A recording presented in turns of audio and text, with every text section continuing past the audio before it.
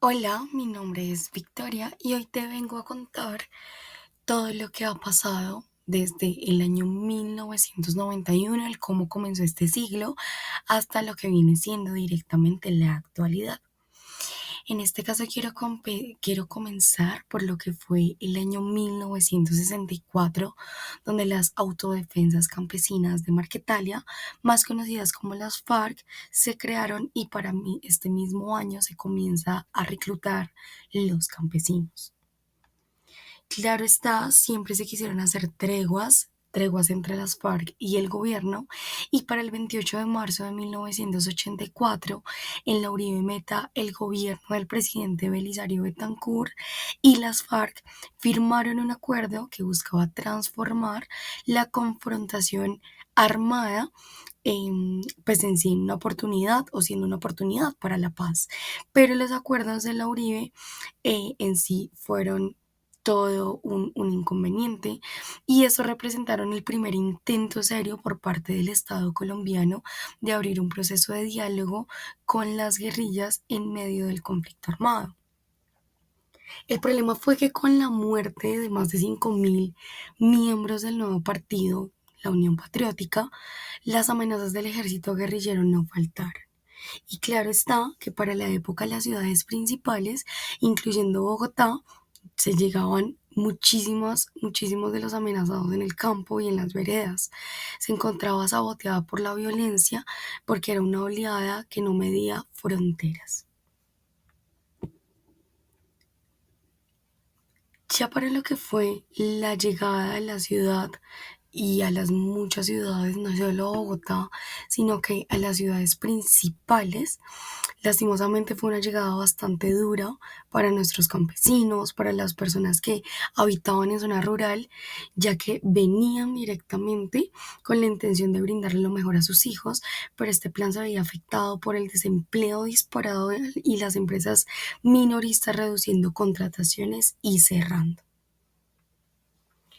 Todo era súper diferente en la ciudad. Lo que se veía en una casa o en la parte de zona rural en sí era muy distinto.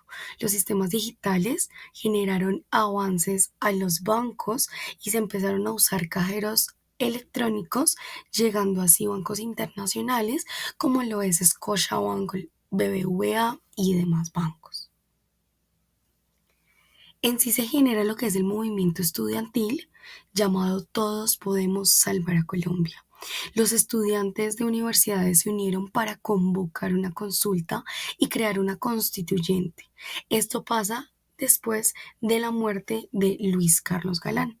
Impulsaron la séptima papeleta para las elecciones de marzo del 90 en donde pudieran votar. Los estudiantes aprovecharon elecciones y mediante un proceso regulado le preguntaron a la ciudadanía si estaría de acuerdo con convocar una nueva constituyente. La ciudadanía votó por el sí y se generó una redacción rápidamente para un nuevo modelo del país, siendo así el 4 de julio de 1991 promulgada la nueva Constitución Política.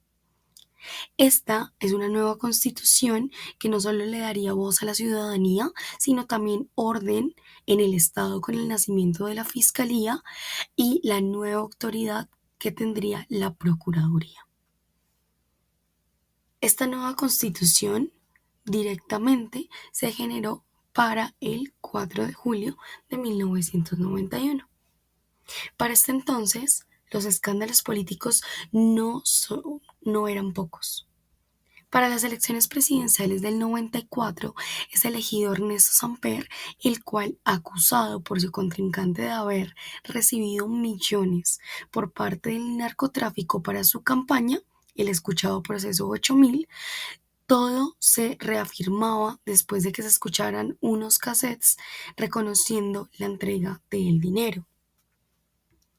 Pero lastimosamente este proceso no solo llevaría a contrariar la justicia en Colombia, sino que generaría una crisis de confianza a la institución del Estado, ya que fue él mismo quien dio pie a la archivación de este caso. Así se empiezan las marchas, la polarización social, en donde muchos no reconocían la legitimidad del gobierno y donde externamente Estados Unidos decide retirar la visa al presidente y parar la cooperación antidrogas. Y es que en sí el país estaba manchado de sangre inocente y masacres diarias, en donde no solo fallecían altos funcionarios, sino también los menos relacionados al poder político. Toda esta revolución era causa de la injusticia estatal.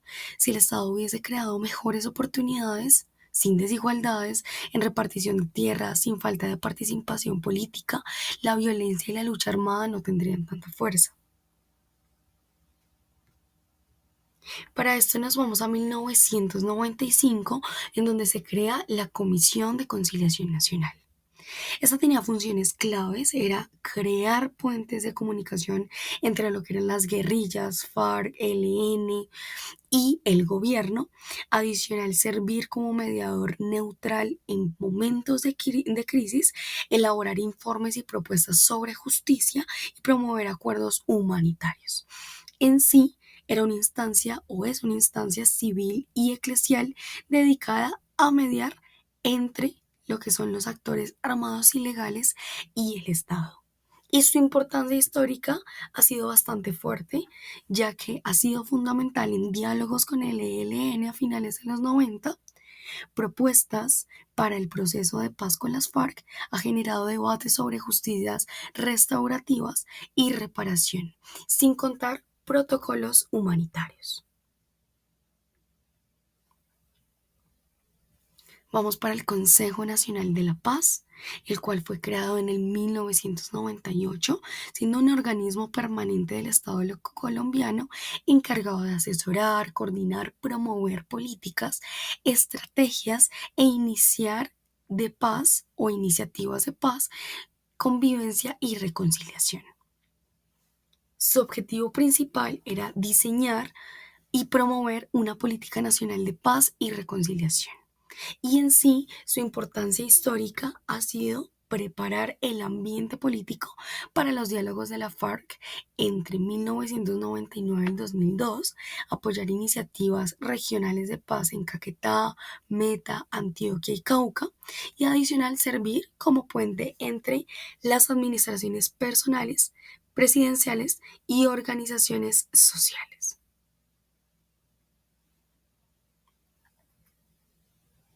Para 1999 el PIB se desploma un 4,2%, ya que para 1991 ya se sentía el desequilibrio, pero pues en este caso se vio realmente. La deuda externa privada aumentó y los inversionistas hacían operaciones de alto riesgo. Gracias a la inestabilidad que se veía tanto interna como externamente, y adicional que otros países veían, se da la crisis económica de Colombia del 1999.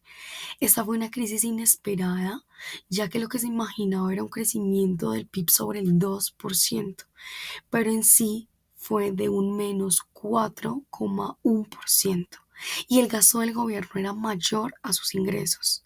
Claramente, al principio de la década, el país había tenido una apertura económica, pero esta se veía en conjunto a deudas privadas externas. El Banco de la República, con la eliminación de la banda cambiaria, generaría lo que es la implementación de una política de inflación que permitió el cumplimiento a su labor establecida en la Constitución del 91.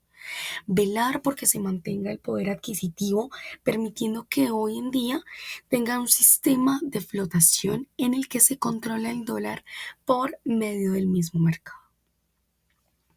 Para el 2000 llegarían buenas noticias, y es que se da la creación del sistema masivo integrado del transporte Transmilenio, y en otras ciudades se diseña lo que sería el Metro Plus, Mío, Metrocable, ya que en varias de estas ciudades se veía colapsadas por lo que son trancones, desorden, buses antiguos y dañados, sin contar la inseguridad principalmente.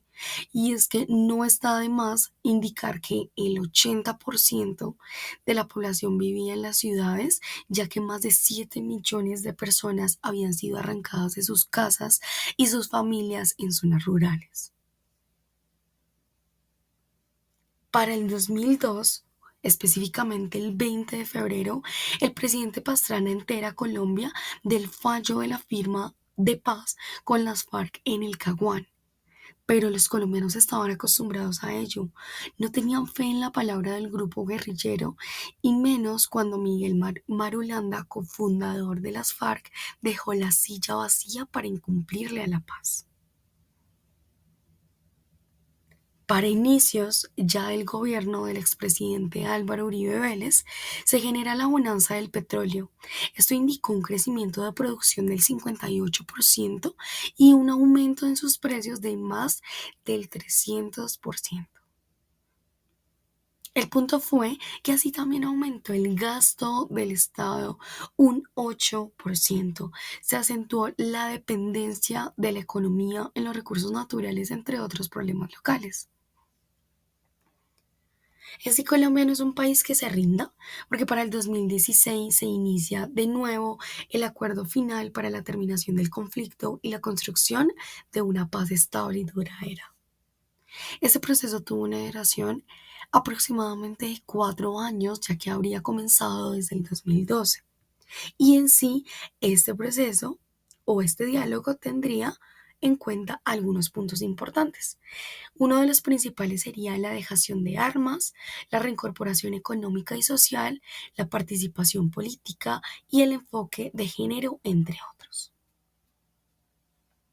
Durante el gobierno de Santos se generó variedad en reformas. La primera fue para el 2012, donde su objetivo era bajar los costos laborales y estimular el empleo formal, siendo así su segunda reforma para el 2014, la cual buscaba tapar el daño que había generado la caída del precio del petróleo. Y la tercera para el año 2016, la cual modernizaba el sistema tributario para Hacienda. Y aquí es donde el impuesto, o en sí los impuestos pasan de un 16% a un 19%. Como lo hemos podido ver, Colombia es un país de bastante altibajos. Después del gobierno de Santos pasamos al de Iván Duque y en sí, aunque comenzó con fe, fue una de las primeras veces en las que nuestra generación vivió junto con las Fuerzas Armadas la violencia y así también la ejercieron. Para el mes de abril del año 2019 se iniciaron variedad de manifestaciones, pero en sí nada grave, claro está, a comparación de lo que se viviría después, porque para el 21 de noviembre es cuando se genera todo el movimiento. Días antes del mencionado día 21 de noviembre, se verificaba en Colombia justamente el uso desmedido de sus fuerzas, mientras que en las ciudades se empezó con los allanamientos ilegales tanto a residencias como a oficinas y demás recintos. Se veía provisto la manifestación para ese día, pero este acto culminó con la desmedida fuerza del SMAT y conocimos los llamados encapuchados, ciudadanos en sí o personas que en su porcentaje no llegaron a casa ni ese día ni ningún otro. Y es que realmente no se estaba preparado para la guerra y más contra nuestro propio gobierno.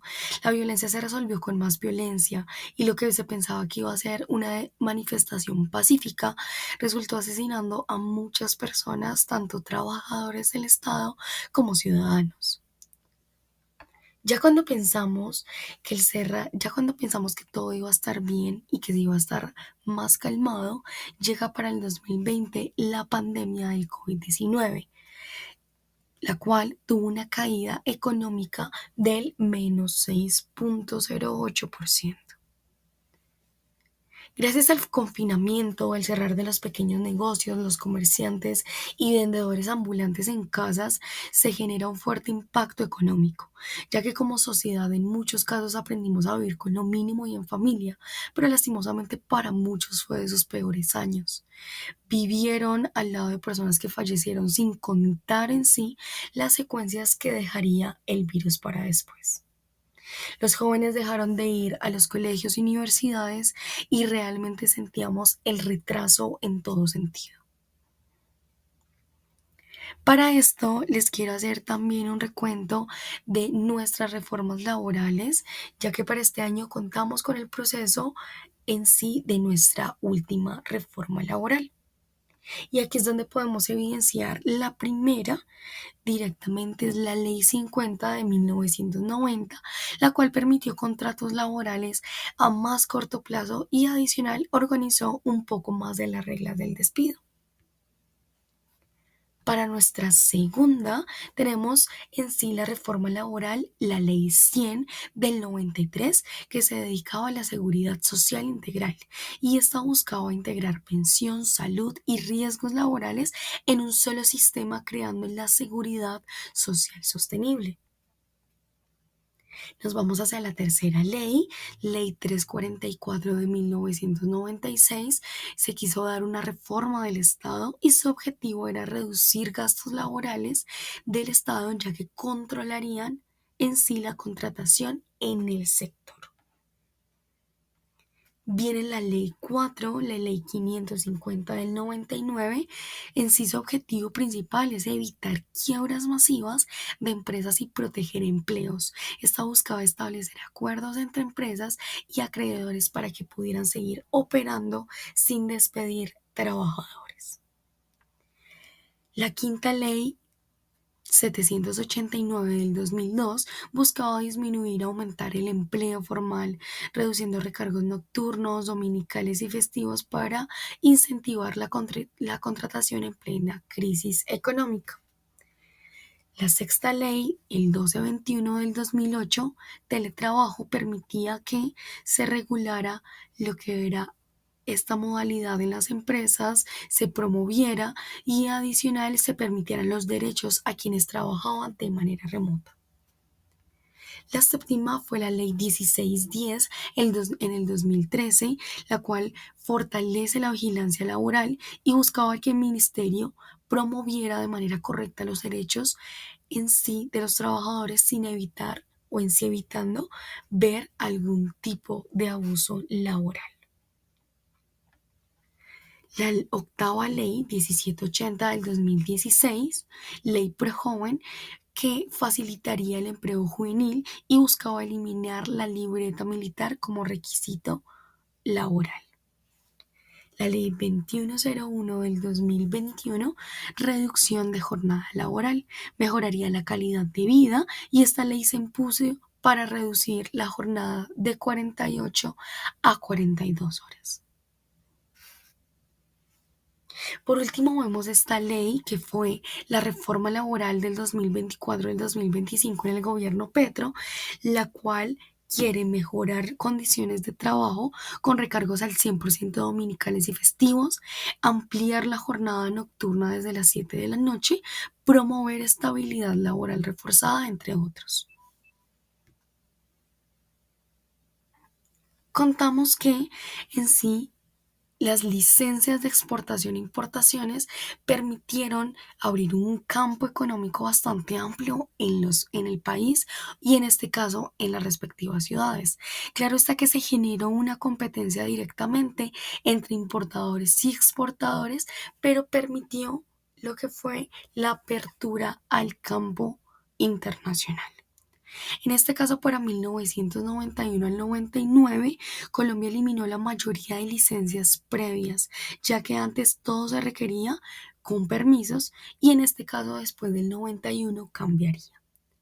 Del 2000 al 2010, en aproximadamente el 2004, se creó la BUCE, ventanilla única de comercio exterior, la cual permitiría que las licencias ahora fueran únicamente digitales.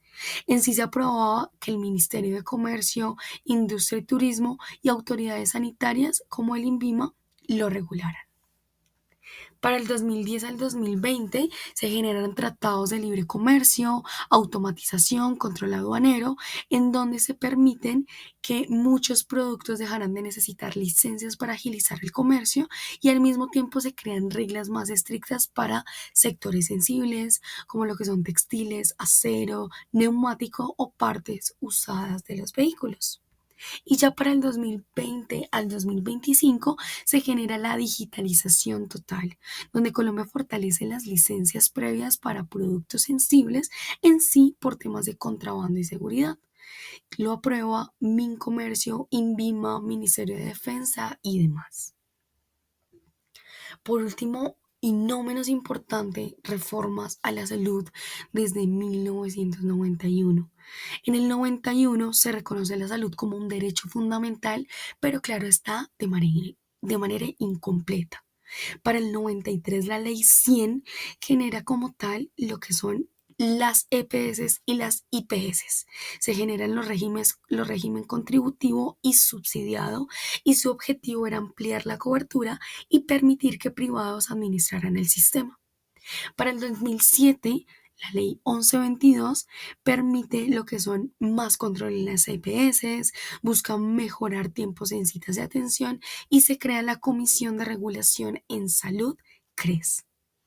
Para el 2011, la ley 1438 genera lo que es una reforma estructural, genera atención integrada basada en promoción y prevención, redes integradas de servicios y urgencias obligatorias para todos.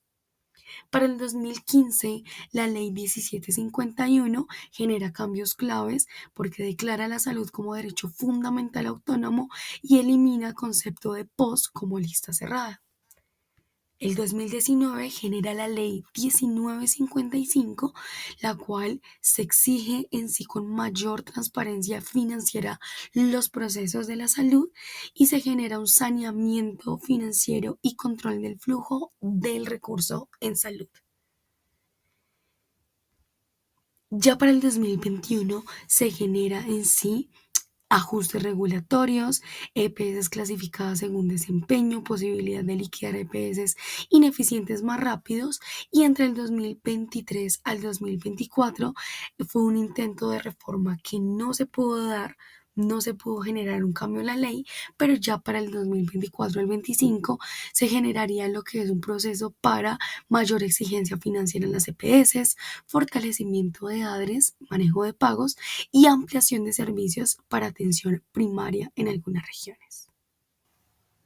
Muchas gracias por escuchar, espero te haya gustado. Esta fue en sí la historia desde 1991, política social y económica de Colombia.